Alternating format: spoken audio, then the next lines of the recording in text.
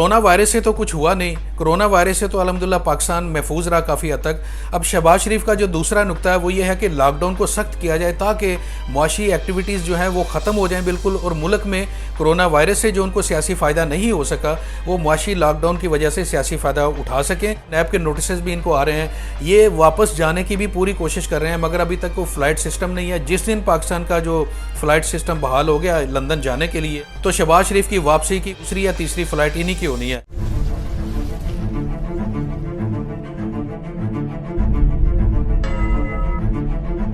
अस्सलाम वालेकुम, मैं हूं शहबाज बदर। आज के इस प्रोग्राम में शहबाज शरीफ के उस मशहूर ज़माना इंटरव्यू की बात करेंगे जो उन्होंने सलीम साफ़ी को उनके जिरगा प्रोग्राम में दिया। वैसे तो जिस प्रोग्राम का एंकर सलीम साफ़ी हो वो प्रोग्राम कैसा होगा ये हम सबको अंदाज़ा है, मगर सवाल ये था कि शहबाज शरीफ के ऊपर सुहेल वड़ैच के कालम में जो इल्ज़ामात लगाए गए थे शहबाज शरीफ की ज़ात के ऊपर, उसके बारे में शहबाज शरीफ क्या कहते हैं। और मेरी तरह बहुत सारे लोग इस इंटरव्यू को इसलिए सुन रहे थे कि वो ये जानना चाह रहे थे कि शहबाज शरीफ का इस बारे में मौक़िफ़ क्या है कि जिसमें सुहेल वड़ैच ने यह कहा था कि शहबाज शरीफ को इमरान खान की जगह 2018 के इलेक्शन से पहले वज़ीर-ए-आज़म बनाने की पूरी तैयारी हो चुकी थी और उनकी कबीना के वज़रा के नाम तक फाइनल कर लिए गए थे। ये एक बहुत बड़ा इल्ज़ाम था शहबाज शरीफ की ज़ात के ऊपर जो सुहेल वड़ैच ने अपने कालम के ज़रिए उन पर लगाया या उनके ऊपर एक सवाल उठाया, जिसके ऊपर शहबाज शरीफ का मौक़िफ़ जानना इंतहाई ज़रूरी था। मगर शहबाज शरीफ इस बारे में 2 हफ्ते तक खामोश रहे और अब जाके उन्होंने सलीम साफ़ी के प्रोग्राम में इस पर थोड़ी सी बात की।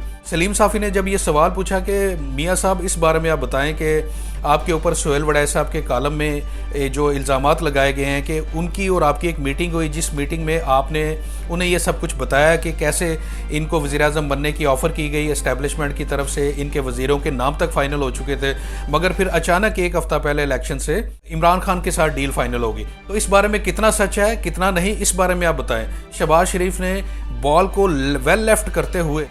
गोल मोल सी बात करके इस सवाल को टालने की कोशिश की। जब सलीम साफ़ी ने एक से ज़्यादा बार इंसिस्ट किया तो शहबाज शरीफ ने इतना कहा कि ये एक ऑफ द रिकॉर्ड गुफ्तगू थी जिसके ऊपर मीडिया ने सुहेल वड़ैच के कालम को गलत तराश खराश कर पेश किया। तो इस बारे में इससे ज़्यादा मैं कुछ नहीं बात करना चाहता। जब कोई शख्स ये कहता है कि ये ऑफ द रिकॉर्ड बात है तो फिर कोई भी साफ़ी इसको छापने की गलती नहीं करता। फिर शहबाज शरीफ जैसा बड़ा सियासतदान हो उसके मुतल्लक ऑफ द रिकॉर्ड गुफ्तगू को छापना या पब्लिश करना तो एक तरह की सहाफ़त ख़त्म करने के मुतरादिफ होता है। तो जब ऑफ द रिकॉर्ड गुफ्तगू है तो फिर सुहेल वड़ैच जैसा एक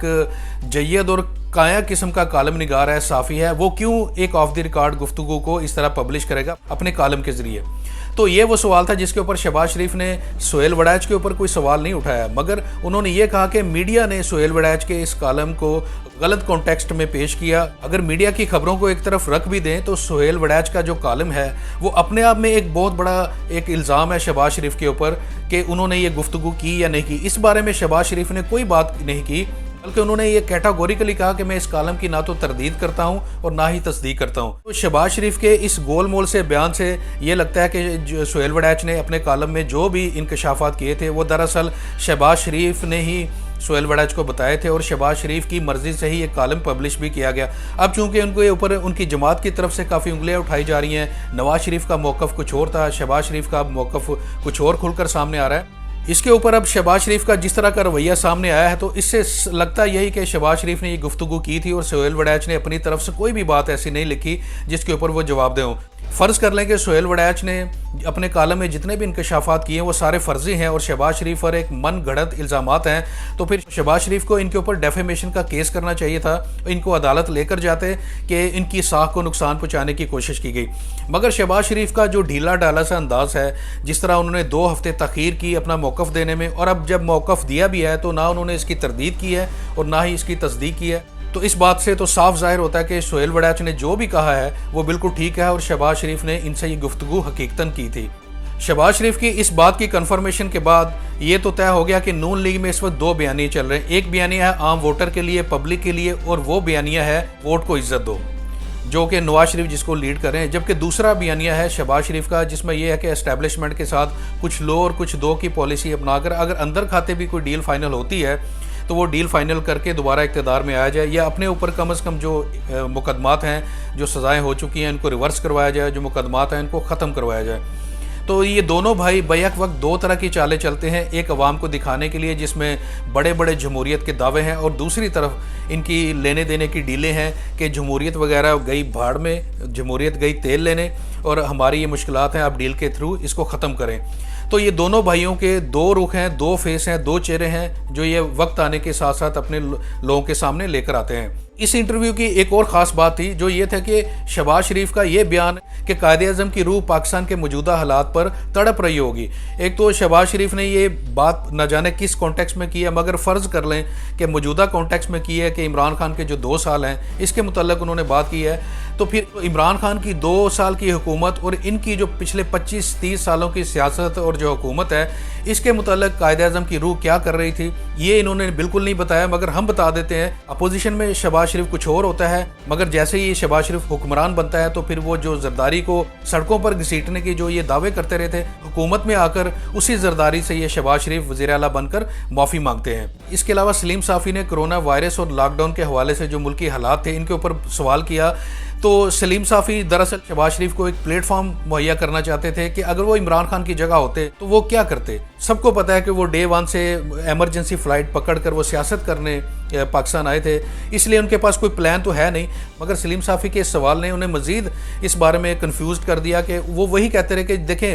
جن ممالک نے لاک ڈاؤن میں سختی کی انہوں نے اس وبا کے اوپر قابو پا لیا، اور جو لوگ لاک ڈاؤن میں نرمی کرتے رہے اور اس وبا کو سنجیدگی سے نہیں لیا وہاں ان ملکوں میں تباہی پھر گئی۔ تو شہباز شریف کے بات کرنے کا مقصد صرف یہ تھا کہ ہمیں لاک ڈاؤن کو مزید سخت کرنا چاہیے، اور عمران خان جو لاک ڈاؤن کو مزید سخت نہیں کر رہے اس کی وجہ سے تو پاکستان میں یہ کرونا وائرس کی جو وبا ہے یہ مزید پھیلنے کا ڈر ہے۔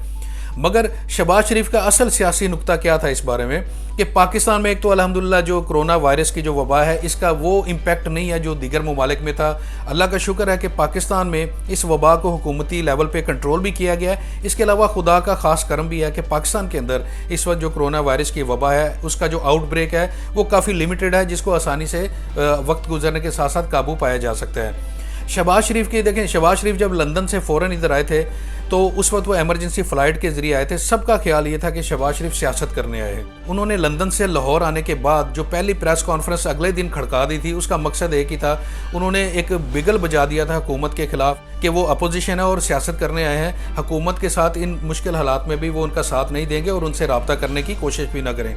تو شہباز شریف نے بجائے اس کے کہ وہ حکومتی اراکین سے ملتے، اس سے پہلے ایک پریس کانفرنس کر کے ایک اپنا پیغام حکمرانوں کو پہنچا دیا تھا کہ ان کا مقصد کیا ہے پاکستان واپس آنے کا۔ شہباز شریف نے یہ سوچا تھا کہ شاید جس طرح لندن کے حالات ہو رہے ہیں، اٹلی کے حالات ہو رہے ہیں، دیگر یورپین کنٹریز کے، امریکہ کے جو حالات ہیں، شاید اسی طرح یا اس سے بھی زیادہ پاکستان کے حالات خراب ہوں گے، تو مجھے فوری طور پر واپس جانا چاہیے تاکہ وہاں رہ کر میں سیاست کر سکوں اور اس موقع سے بھرپور فائدہ اٹھایا جائے۔ مگر اللہ کا شکر ہے کہ کرونا وائرس آؤٹ بریک اس طرح نہیں ہوا، اس کا امپیکٹ پاکستان میں بہت کم رہا ہے، اندازے کے مطابق جو تھا اس سے کافی کم ہے۔ تو پھر اس بارے میں شہباز شریف کو بھی انتہائی مایوسی ہوئی۔ عمران خان دو طرح سوچ رہے ہیں، حکومت دیکھیں، حکومت ہمیشہ دو دھاری جو تلوار ہوتی ہے اس کے اوپر کھڑی ہوتی ہے۔ حکومت نے نہ صرف لاک ڈاؤن کا سوچنا تھا بلکہ جو معاشی مشکلات آ رہی تھی اس لاک ڈاؤن کی وجہ سے ان کے بارے میں بھی سوچنا تھا اور ان کا حل بھی پیش کرنا تھا۔ تو وزیر اعظم عمران خان نے اس مشکل حالات میں بھی ایک مناسب سا قدم اٹھایا تاکہ لاک ڈاؤن بھی کیا جائے اور ساتھ ساتھ جو معاشی ایکٹیویٹیز ہیں ان کو بھی کسی نہ کسی صورت بحال کرنے کی کوشش کی جائے۔ کرونا وائرس سے تو کچھ ہوا نہیں، کرونا وائرس سے تو الحمدللہ پاکستان محفوظ رہا کافی حد تک۔ اب شہباز شریف کا جو دوسرا نقطہ ہے وہ یہ ہے کہ لاک ڈاؤن کو سخت کیا جائے تاکہ معاشی ایکٹیویٹیز جو ہیں وہ ختم ہو جائیں بالکل، اور ملک میں کرونا وائرس سے جو ان کو سیاسی فائدہ نہیں ہو سکا وہ معاشی لاک ڈاؤن کی وجہ سے سیاسی فائدہ اٹھا سکیں۔ لوگ اپنے گھروں میں بیٹھے ہوں گے، ان کے پاس کھانے پینے کے لیے کچھ ہوگا نہیں، حکومت ان کو مسلسل پرووائڈ نہیں کر سکتی اشیاء اور راشن وغیرہ، تو ایسی صورتحال میں اپوزیشن کے پاس ایک چانس ہوگا کہ وہ حکومت کی اس کمزوری کی وجہ سے فائدہ اٹھاتے ہوئے، لوگوں کی مجبوری سے فائدہ اٹھاتے ہوئے سیاست کر سکیں۔